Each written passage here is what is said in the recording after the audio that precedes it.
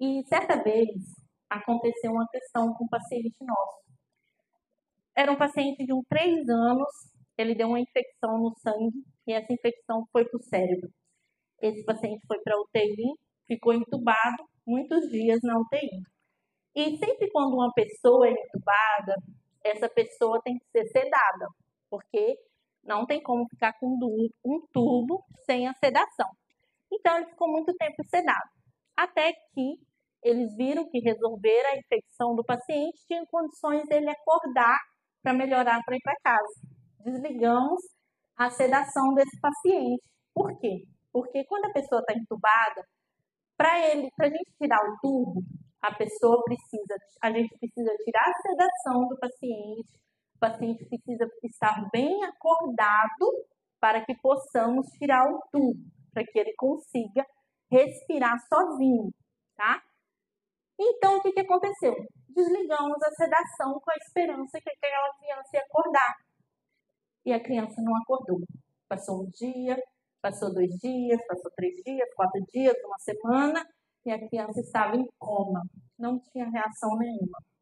Os médicos já estavam para abrir o protocolo de ME. Vocês sabem o que é o protocolo de ME? Não? Protocolo de ME é um protocolo de morte encefálica, que é o quê? Os médicos vão lá, faz alguns exames, uns 2, 3 médicos, tem que cada um fazer o seu tipo de exame para ver se tem alguma reação, aí faz eletroencefálico, faz um monte de exame para ver se tem alguma reação no cérebro. Eles estavam para abrir o protocolo de ME, até que essa criança começou a reagir. Mas o que eu não me esqueço é que os plantões que eu fazia à noite, eu não me esqueço de ver a mãe dessa criança, geralmente à noite. Porque de dia está muito movimentado, mas à noite ela ajoelhada do lado da cama, orando pelo seu filho. Então, isso é muito comum a gente ver lá. E a fé daquela mãe, o acreditar daquela mãe, que ela não queria acreditar que seu filho estava em morte cefálica. A fé dela salvou o filho dela. E o filho dela hoje está em casa. Parece que a criança não tinha nada. Não teve sequela nenhuma. Então isso nós vemos na pediatria direto acontecer. Milagrinhos. Muitos milagrinhos acontecem. Então esse é o poder do acreditar. Esse é o poder da nossa mente. O homem é aquilo que ele pensa, tá? Então, quero deixar uma frase. Se você quer mudar os frutos que você colhe na sua vida, você precisa mudar as sementes que você planta. Hoje, todos vocês estão aqui plantando uma sementinha na carreira de cada um de vocês, tá? Então, tudo que vocês fazem, vocês vão colher daqui a um tempo. Então, nós temos que tomar cuidado como nós tratamos as pessoas, como nós tratamos os pacientes. Nós temos que tomar cuidado como que nós lidamos com as situações. Porque, gente, eu falo que a enfermagem ela é igual uma teia de aranha, tá? Porque, vocês terem ideia, a enfermagem, ela anda para esses cantos tudo. Eu mesmo trabalho lá em Itacoal, moro aqui e trabalho em Itacoal. Tem gente que mora aqui e trabalha em Porto Velho. Tem gente que mora aqui e trabalha em Rolim. Outros moram em Itacoal e vêm trabalhar aqui. É uma loucura a área da saúde. Quando vocês entrar, vocês vão ver como que é. E vocês passam a conhecer todo tipo de gente. Eu mesmo, outro dia eu fui passear em Rolim com meu pai. Cheguei lá, meu pai passou mal, fui para o hospital. Quem atendeu meu pai era uma enfermeira que trabalha comigo lá em Itacoal. Entendeu? Então, outro dia fui em São Francisco, minha avó passou mal lá, tive que ir para o hospital. Parece que é uma sarna de enfermeira e técnico. Você vai piscando, você tem que visitar o hospital. Fui no hospital, achei uma enfermeira que trabalhou em Ji-Paraná comigo há 5 anos atrás. Ela estava lá. Já pensou se eu tivesse tratado mal? Já pensou se eu fosse uma pessoa ruim? Né? Eu sei que ela não ia fazer nada de mal, mas fica aquele negócio chato. E quando você é de boa com as pessoas fazem questão de te ajudar. Faz questão de, cara, essa aqui é parceira, essa daqui é da área, essa daqui merece o melhor atendimento. Vamos supor assim, não que os outros não mereçam, Mas quando é da área, a gente tem algo mais caloroso, né? Algo que a gente quer retribuir. Então, eu quero contar um pouquinho para vocês agora de onde que eu vim. Que eu falei, não falei direito como que eu cheguei onde eu estou hoje, tá? Então, a imagem ficou meio ruim aqui, minha imagem, mas vamos lá. Isso aqui é uma farmácia. Pessoal de farmácia aí. Aos 16 anos foi o meu primeiro contato com a área da saúde. Foi quando eu comecei a trabalhar na área de farmácia. Eu entrei numa farmácia aos 16 anos de idade. E ali, eu trabalhei na farmácia em frente à Igreja Assembleia 7, uma farmacinha que tinha ali. E ali eu entrei fazendo entrega de medicação em Ouro Preto inteiro de bicicleta. Gente, eu odiava andar de bicicleta. Pensa uma adolescente toda bonitinha, arrumadinha, andando de bicicleta no sol quente. Eu odiava. Eu lembro que todo dia eu chegava à noite em casa chorando. Ai, mãe, eu quero largar esse emprego, eu não quero isso para minha vida. E minha mãe foi um anjo na minha vida. Que ela fala assim que, filha, se você quer mudar, você aprende, evolui, que você vai sair dessa. Mas é evoluindo, não é saindo do emprego que vai resolver, não. E ali, tá meio embaçada a imagem, não era para estar assim. Mas cada caixinha de remédio daquela dali, eu pegava bula por bula, no momento que eu estava de folga, bula por bula, e lia tudo na bula. E tinha um caderninho que eu anotava indicação, contraindicação, posologia, interações medicamentosas, fórmula. Aí quando eu anotava a fórmula, daqui a pouco eu ia lá ver quais eram os medicamentos que tinha aquela fórmula e anotava tudo. Meu caderninho tinha tudo. Uma dica aí pro pessoal da farmácia, tá? Anote, porque quando a gente escreve, a gente grava. Se você não escreve, você não grava. Hoje o pessoal tá com moda de tirar foto, né, das coisas. Cara, escreve. Escreve que seu cérebro guarda. E nisso, quando eu completei 17 anos, um ano na farmácia, eu já estava liderando os meus colegas que já tinham muito mais tempo de farmácia que eu. E o salário na época era R$500. Eu recebia R$2.000. Ou seja, cresci. Saí das ruas. Saí de fazer entrega nas ruas. Agora, para mim ir para as ruas, eu fazia soro e medicação em casa. Naquela época podia, né? Hoje farmácia não pode mais. Mas naquela época podia. E eu fazia soro no pessoal, uma época de dengue hemorrágica, eu não esqueço. Eu ficava o dia inteiro aplicando soro. E nessa época, aos 17, 18 anos, eu entrei no meu curso de enfermagem. Cadê minhas fotos, gente? Tá sumindo tudo minhas fotos. Eu entrei, tinha uma foto minha aqui novinha. Eu acho que foi bom não aparecer, porque não é aquela não. É outra, mais novinha. Que eu tava tão magrinha, então é até bom que vocês não vejam, que vocês vão falar assim, nossa, que diferença, né? Que aconteceu na vida dela. Então, gente, é a vida depois de 3 filhos, é assim mesmo. Então, gente, eu resolvi fazer um curso técnico de enfermagem lá em 2010. E foi uma experiência tremenda, que eu evoluí muito, mas meu sonho era fazer farmácia. Olha só. Só que eu não tinha condições, naquela época era muito caro, tinha outras coisas. Mas meu sonho também era abrir a minha empresa. E eu consegui abrir a minha empresa, fui para Buritis com meu marido. Conseguimos abrir a empresa. Eu sabia de tudo de remédios, tudo que você precisasse, eu sabia, só faltava CRM, vamos falar assim, né? A gente indicava tudo e era daquele jeito. Mas eu não sabia de gestão de empresa. O que aconteceu? Na primeira crise econômica, política que teve, que foi em 2016, abri a farmácia em 2012, no início de 2016, minha farmácia fechou. Fechou de uma forma que nós perdemos tudo. Não tinha mais nada. Eu estava com um filho de 3 anos e gestante. E nós tivemos que vir para Ouro Preto com a mão na frente e outra atrás. E não podia arrumar emprego, estava grávida. Fiz coisas para o meu marido vender na rua, porque a crise era tão grande que não conseguia emprego. Ouro Preto é difícil de arrumar emprego. E ainda numa crise foi mais difícil ainda. Então, nós literalmente chegamos no fundo do poço. E nesse momento, meu marido teve até pensamentos suicidas. De tão difícil que é você vender tudo que você tem, você ficar com dívidas e você não saber o que fazer. E nessa loucura toda, eu gestante de 8 meses, já aqui em Ouro Preto, a minha sogra acreditou em mim. Ela falou assim, Kika, eu vou pagar o concurso para você fazer de Ouro Preto. Aí eu falei assim, mas eu não consigo, faz tanto tempo que eu me formei, eu não vou passar. Ela falou assim, você vai porque você é capaz. Ela acreditou em mim. E eu fiz. Quando eu fui fazer aquele concurso, eu olhava para um lado, a colega falou assim, acabei de me formar. Olhava para o outro, eu estou trabalhando há 10 anos e tal. Eu falei assim, nossa mãe, não passo nisso não, porque tem tanto tempo que eu me formei, como que eu vou passar nisso? Mas fiz o concurso com 8 meses. 5 pessoas passou. Eu fui a 4ª. Então, Deus tem um propósito para tudo.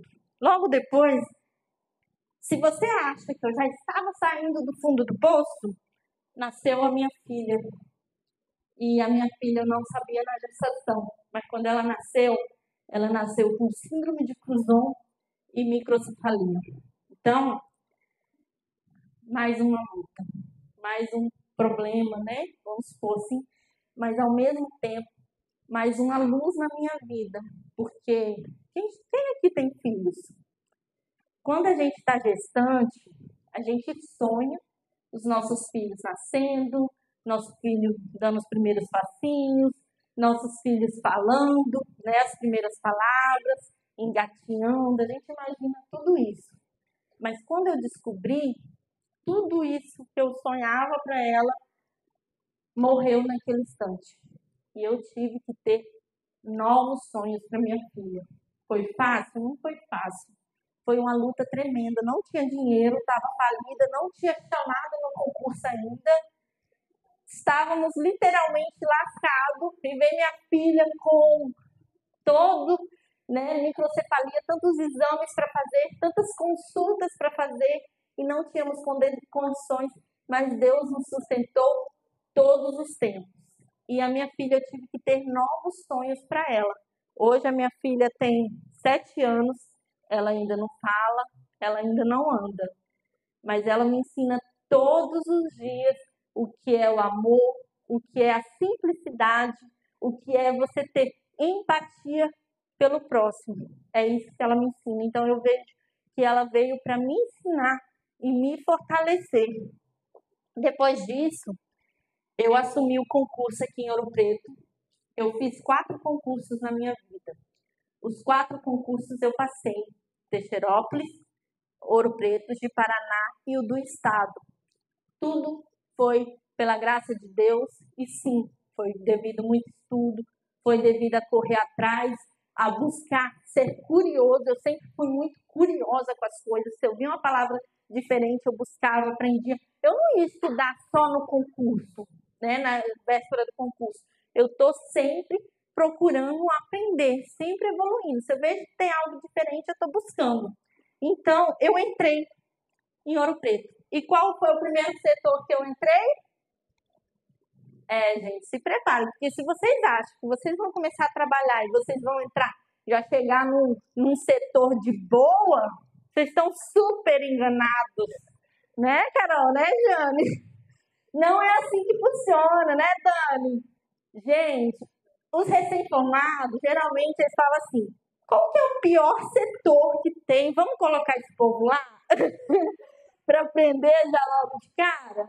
Então, não adianta você achar que vai ter moleza quando você começar a trabalhar. E eu já tinha 7 anos de formada, eu não sabia nada de emergência, sabia de medicação. Mas medicação de farmácia é totalmente diferente de medicação hospitalar. Então, eu tive que aprender. Graças a Deus, Deus colocou pessoas maravilhosas na minha vida que me ajudou. E nisso, aprendendo, busquei aprender, busquei não ser aquela técnica ou aquele enfermeiro que trava uma emergência, tá? A pior coisa que tem é você ter uma emergência e ter um técnico de enfermagem ou um enfermeiro, um profissional da área da saúde que não sabe de nada e quer saber, e quer dizer que sabe, e acaba atrapalhando a emergência inteira. Tem emergência, gente, quando você está no PS e você escuta, quem aqui já está estagiando? São poucos, a maioria não estagiaram ainda. Então, eu vou contar um pouco para vocês a sensação. Quando você está lá no PS, quando você estiver no estádio, vocês vão entender. Vocês estão lá no PS de boa e de repente vem a sirene da ambulância. Gente, o nosso coração parece que sai pela boca, porque a gente é ser humano também. Você não fica achando que enfermeiro fica lá de boa assim, e não, enfermeiro é seguro, enfermeiro sabe o que está fazendo. Tá bom. Nem sempre é assim, não. Então, a gente fica, o coração parece que vem na boca, você não sabe o que está chegando, você não sabe o que vai acontecer. Aí chega o paciente lá todo enrolado, todo lascado, e você tem que agir rápido, você tem que pensar rápido, você tem que fazer rápido, porque o médico, ele vai fazer a parte dele, ele sabe o que ele tem que fazer. O enfermeiro, ele tem que saber o que vai fazer, e o técnico tem que saber o que ele vai fazer. Você não pode ficar lá esperando o que o médico vai falar para mim fazer agora. Gente, não é assim. Assim você trava a emergência. Então, tem emergência que quando a equipe não sabe, quando a equipe está perdida, é uma loucura. E quem sofre é o paciente. Não é você que vai sofrer, não. Quem sofre é o paciente. Então, e quando a emergência, você sabe, cada um sabe a sua função, parece uma orquestra, né? Funciona a coisa mais linda, maravilhosa, aquela emergência. Então, não seja um enfermeiro, um técnico de enfermagem que vai travar uma emergência, não. Então, gente, só para vocês saberem, essas aqui são os locais que eu já trabalhei em todos meus anos aí de trabalho. Pronto-socorro, todas essas clínicas, clínica Covid e UTI Covid, eu dou, por um lado assim, eu dou graças a Deus por eu ter tido a oportunidade de trabalhar na época do Covid. Porque por mais que foi uma época muito difícil da gente trabalhar, a enfermagem, ela carregou uma bagagem muito grande nessa época. A gente teve que reaprender a trabalhar, a gente teve que aprender a lidar com o vírus invisível. Nós tivemos que lidar com várias situações que ninguém esperava. Então, foi um aprendizado muito grande. E eu tive a oportunidade de trabalhar na época do Covid, tanto lá dentro da UTI, como na imunização. Eu não esqueço de chegar lá no SESP. Quem foi aí que ficou nas filas lá no SESP na época do Covid? Gente, eu não esqueço de eu chegar, eu era vacinadora lá, chegava lá, a fila estava virando um quarteirão, eu falava, meu Deus, como que a gente vai vacinar esse todo tipo de gente? 2 vacinadoras para vacinar aquele povo todo. Então, essa é a enfermagem, essa é a nossa luta. Por isso que muitas vezes a gente está frustrado, cansado, porque o sistema nos deixa assim. E rede de frio não é açougue, tá, gente? Rede de frio. Quem sabe o que é uma rede de frio? Isso, o setor que faz distribuição das vacinas, dos imunobiológicos. Isso mesmo, é porque às vezes eu falo rede de frio, o povo acha que eu trabalho numa açougue, mas não é. E atualmente eu trabalho na UTI pediátrica lá no Regional de Cacoal, já tem 3 anos que eu trabalho, 4 anos que eu estou no Regional de Cacoal. Trabalho dentro da rede de frio, na distribuição de imunobiológico. Então, às vezes, se você for lá no homem, você não vai me achar, porque eu fico lá dentro da geladeira. E eu tenho também um curso online chamado Eleve. Tenho o meu Instagram e nesse curso, o meu intuito é ajudar profissionais da enfermagem, profissionais da área da saúde a elevar a sua autoridade através das redes sociais, é mostrar o seu valor, mostrar o seu conhecimento através desse curso. Tenho o meu Instagram que eu falo sobre isso. Sou palestrante também, junto com meu marido e meu irmão. Eu tenho agência de marketing Gold Black Digital. Então, vamos lá para o que interessa, porque eu vim falar, né? Que agora eu só estou falando de mim, e eu quero mostrar para vocês 4 pilares que eu trouxe para minha vida, que tem dado certo, para você crescer na área, na sua carreira. E se você fazer isso, gente, você pode ter certeza que você vai evoluir cada dia, você vai crescer e você não vai ser uma pessoa frustrada. Você não vai ser aquele profissional que fica lá só atrapalhando e desmotivando os colegas a trabalhar, porque isso é o que mais tem. Dificilmente você vai achar uma pessoa que te motiva, fala assim, caramba, quantos de vocês que estão na área da enfermagem já escutou alguém falando assim, ih, tadinho de você, tá fazendo enfermagem? Oh, meu Deus, não tinha outra profissão para você fazer não, minha filha? Vai fazer enfermagem?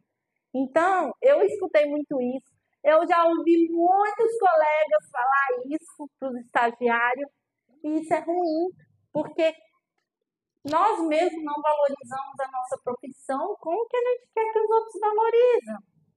Como que a gente quer que as outras pessoas lá fora vejam a enfermagem, sendo que a gente fala que a enfermagem não é uma profissão boa, né? Então, essa mentalidade tem que mudar na cabeça de vocês que estão se formando agora. Porque não adianta eu querer mudar a mentalidade de uma pessoa que está 20 anos lá na enfermagem que não vai mudar. Ela já criou a crença dela, ela já criou, ela acredita naquilo e pronto. Mas pede para ela largar o emprego, ver se ela larga. Não larga. Vocês entenderam? Então, valorize, não escuta, gente. Crítica, a gente escuta, mas a gente retém o que é bom, tá? Você não tem que ficar, ai meu Deus, para que eu tô fazendo enfermagem? Essa profissão não presta, é porque eu não tenho dinheiro para fazer outra. Ai meu Deus, aí pronto, já começa um profissional dando trabalho para os outros. Então, é melhor nem formar. Então, seja um profissional que não dê trabalho para os outros, tá? Então, vamos lá. Primeiro pilar, gente, você ter metas. Você precisa ter uma meta na sua vida. Não é porque você está fazendo enfermagem, a sua meta é terminar o seu curso e fazer um concurso e pronto, acabou. Essa é a minha meta. Não. Você precisa saber onde você quer chegar. Você quer fazer um concurso? Quero, mas eu quero ganhar tanto. Eu quero evoluir, quero fazer mais isso. Sabe por quê? Vamos supor, vamos fazer uma analogia aqui. Você sai daqui de Ouro Preto quando a gente vai viajar. A gente sai de Ouro Preto e vai para São Paulo, né? A gente tem um destino, São Paulo, certo?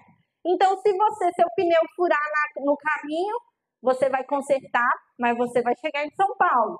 Se você se perder no caminho, você vai se perder, vai gastar mais tempo, mas você sabe que seu destino é São Paulo, certo? Mas e se você sair de Ouro Preto para algum lugar sem destino? Qualquer lugar que você parar tá bom, não tá? Porque você não tem destino. Então, qualquer lugar que você for tá bom. Aí você vai ficar o quê? Uma pessoa frustrada. Ai, não sei por que eu vim aqui. Eu queria ser igual fulano, eu queria ser igual ciclano. Mas você não tem meta, você não tem foco, você não tem objetivo. Às vezes o fulano e o ciclano tem. Por isso que ele está evoluindo. Então, gente, eu vou trazer um dado aqui para você. Em 1953, a Universidade de Yale, ela fez uma pesquisa. E nessa pesquisa, ela perguntou quantos daqueles alunos da universidade tinham metas bem definidas. E pasmem, 87% dos alunos não tinha a menor ideia do que ia fazer, não sabia o que faria após a faculdade. O objetivo deles era só se formar e pronto. 87%. 10% tinha uma vaga ideia do que queria. Sabia mais ou menos o que eles queriam fazer da vida deles. E 3% sabia claramente onde eles queriam chegar. Depois de 20 anos, eles voltaram a conversar com esses alunos, em 1973. E eles tiveram um resultado incrível. Aqueles 3%, ou seja, de 100 pessoas, 3 pessoas que tinham metas claras, definidas, somando o salário dos 3, era maior do que o salário dos 97% juntos. Olha o poder de um foco, e de uma meta. Então, se você está fazendo enfermagem hoje, tenha foco, tenha uma meta. Saiba onde você quer chegar, onde você quer estar, tá? Defina o seu objetivo. Eu estou fazendo enfermagem, mas eu vou trabalhar para mim futuramente pagar uma faculdade melhor, se é isso que você quer. Então, faça isso. Eu estou fazendo faculdade porque eu quero passar num concurso federal. Estude para isso, tenha foco. Eu quero fazer a faculdade porque eu quero passar em 2 concursos. Estude, que você vai conseguir. Quando você tem meta e foco. Gente, nada para uma pessoa determinada para o sucesso. Nada.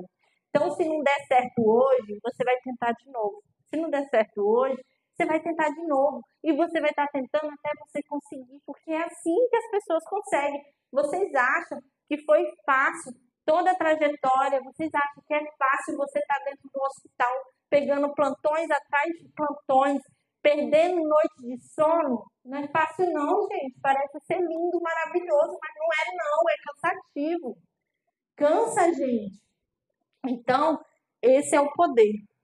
Segundo pilar é rede de relacionamento. Gente, vocês têm que entender que vocês precisam de pessoas, tá?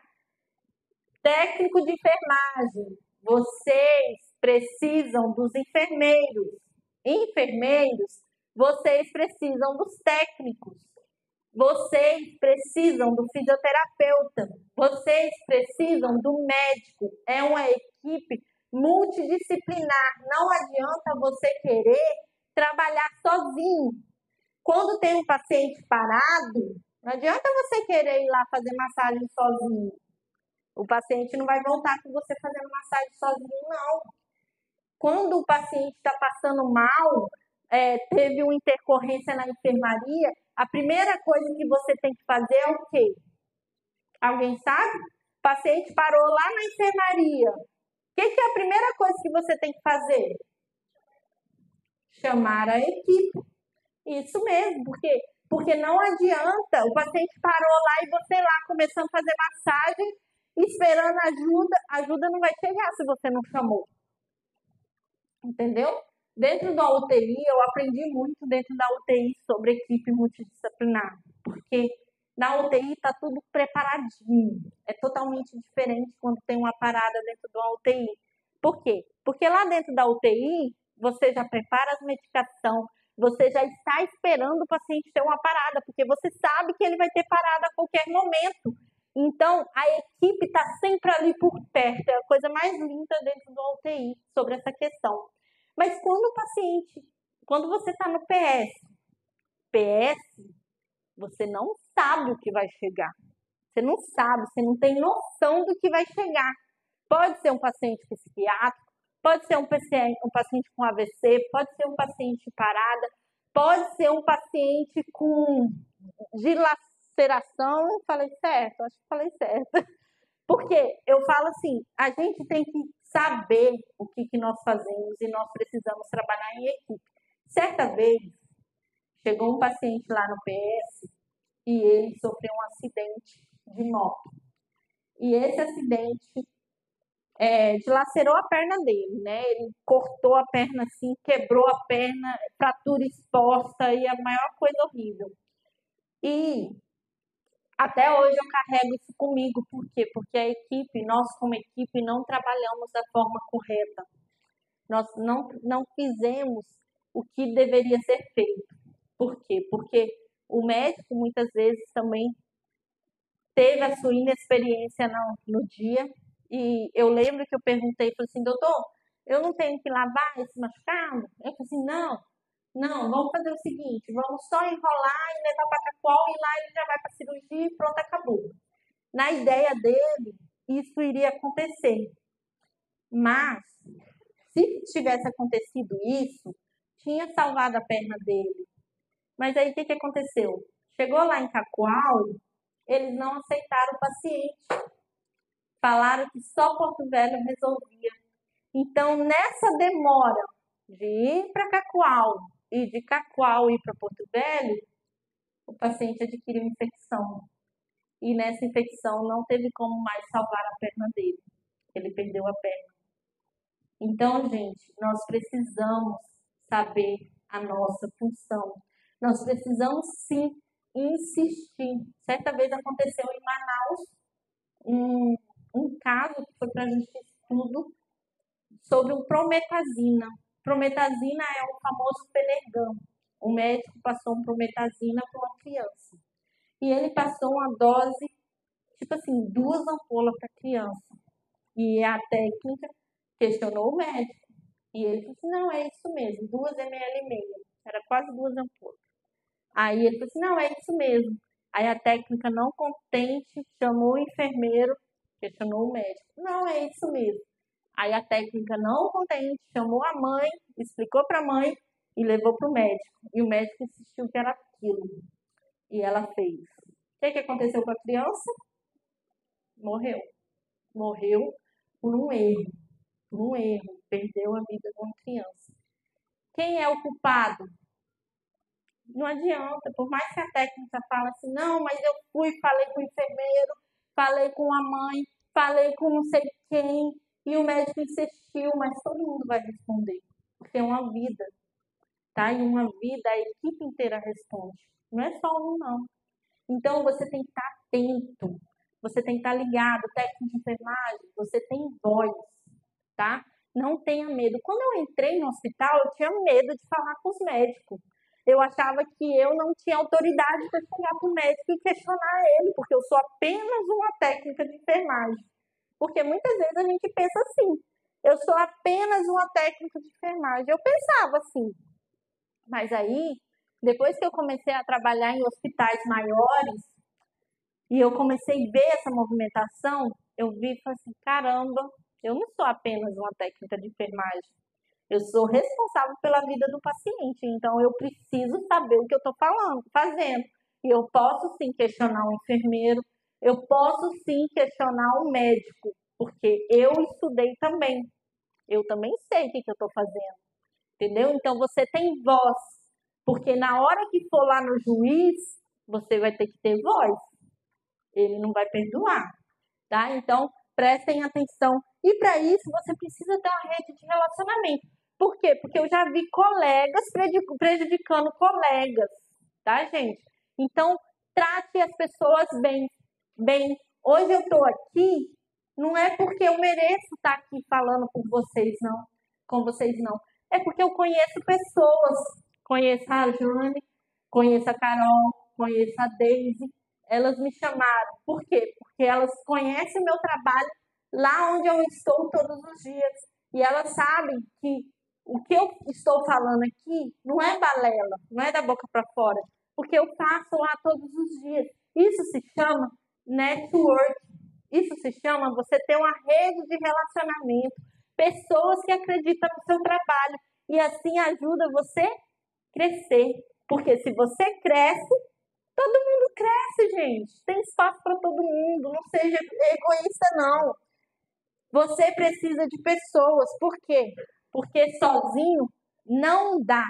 A enfermagem, ela já tem aquela fama de ser desunida, né? A enfermagem tem fama de ser desunida.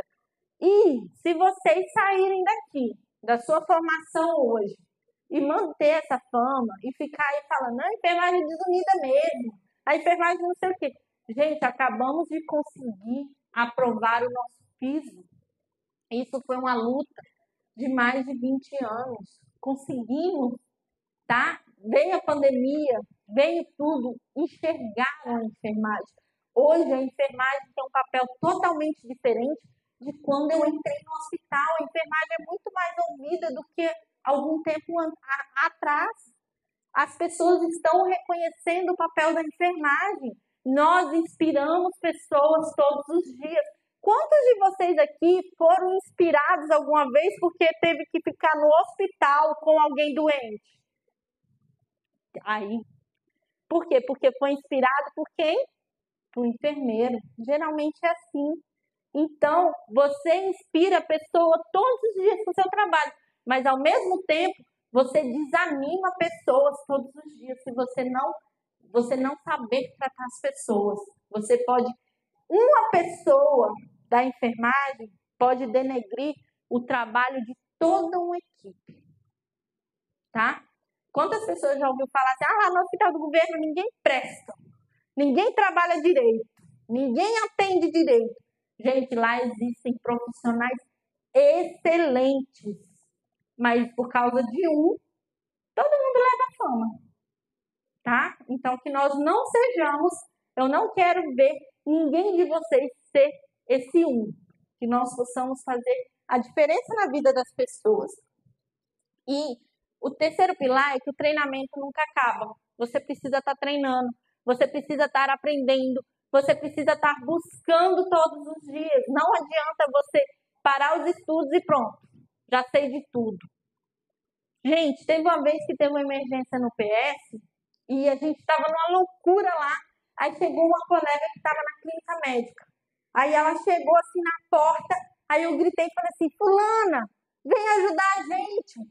Aí ela só olhou assim e saiu correndo e deixou nós lá. Por quê? Porque ela não sabia, ela não buscava aprender e nós ficou lá. Então, viu alguma coisa? Faça, corra atrás, aprende, treine. Sabe por quê? Porque uma mente que se expande nunca mais volta do tamanho original. Não tem como, por mais que você queira, não tem como você voltar na sua ignorância de 10 anos atrás.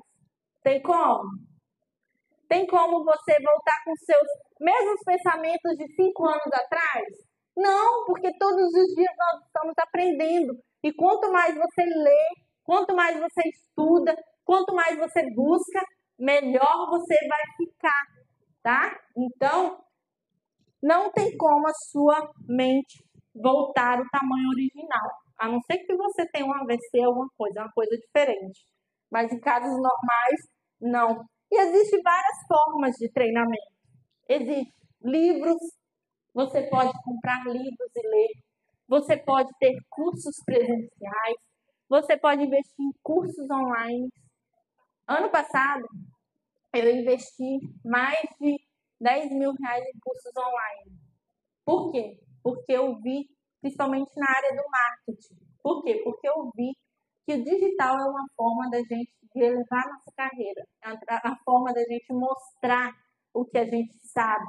É uma forma da gente mostrar o que a gente faz. E as pessoas reconhecem isso. E um sinal disso é porque eu estou aqui. É porque vim aqui ano passado na passagem da lâmpada. Por quê? Porque as pessoas me enxergam, eu apareço. Então, você precisa aparecer para as pessoas. As pessoas precisam ver quem você é. As pessoas precisam ver o que você faz. Imersões, workshops, palestras, vídeos gratuitos no YouTube.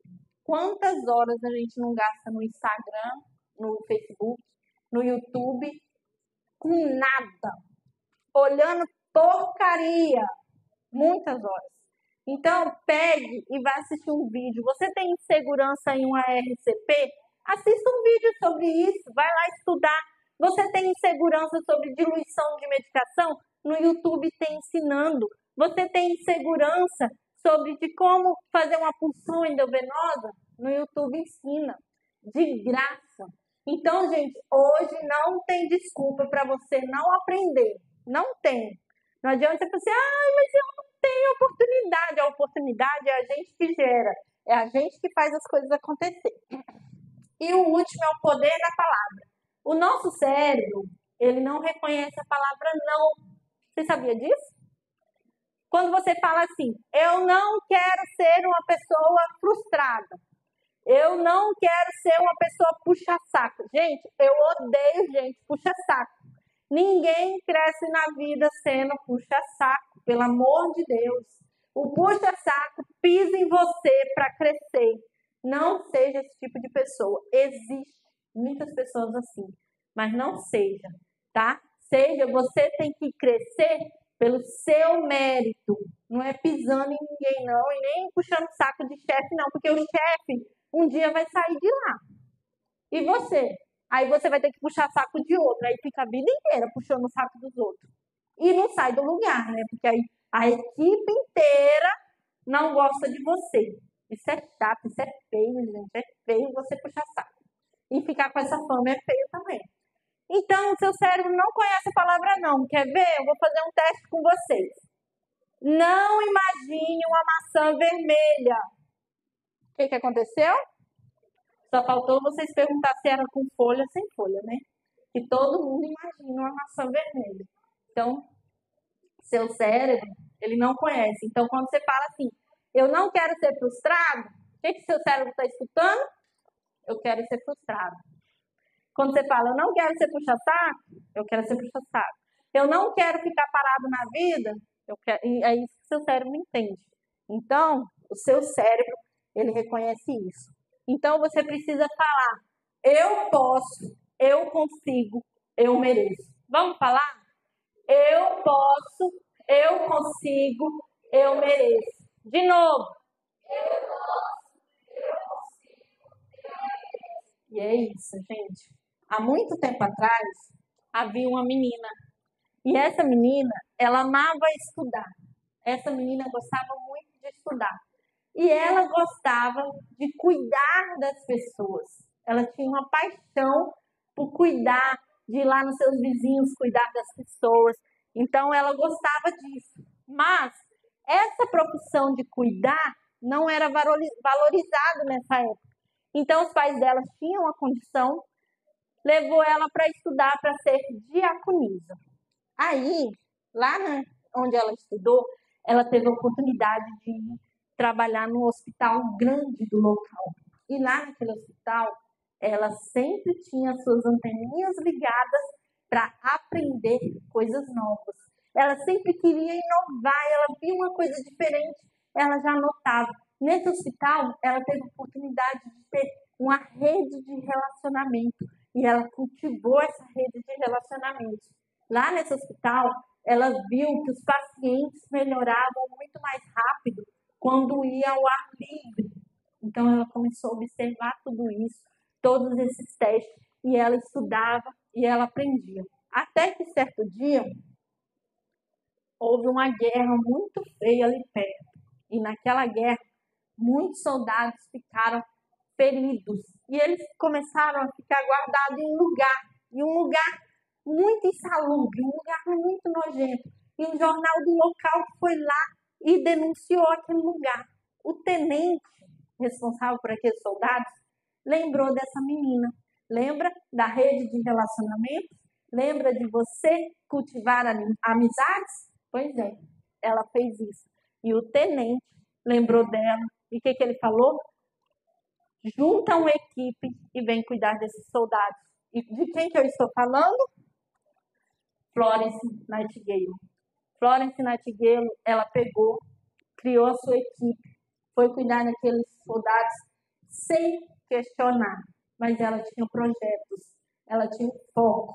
E ela sabia que tudo que ela aprendeu lá naquele hospital, todas as coisas que ela buscou, ela pôde praticar. E nisso, ela criou um legado e inspirou milhares de pessoas.